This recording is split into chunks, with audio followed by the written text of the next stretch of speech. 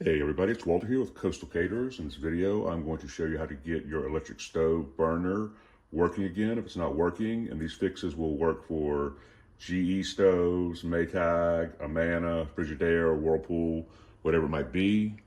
So the first and the most obvious thing that you want to check is just make sure that you have power to your stove. You can do that by making sure that the clock is on your stove. That means you have power to your stove. Check that. Now, the next thing that might be an issue is with the burner itself not being completely plugged in to the plug. You want to make sure that the plug to the element is completely plugged into the stove. If it's not, that'll stop it from working. Now, the third thing that it could be is that the burner itself is bad. You might see some frying around the plug here. Some black. If you do, that means it's bad. You probably just need to get a new one. That could be your third issue. And one last thing it could possibly be is that the wiring to your stove is bad. Something's happened there.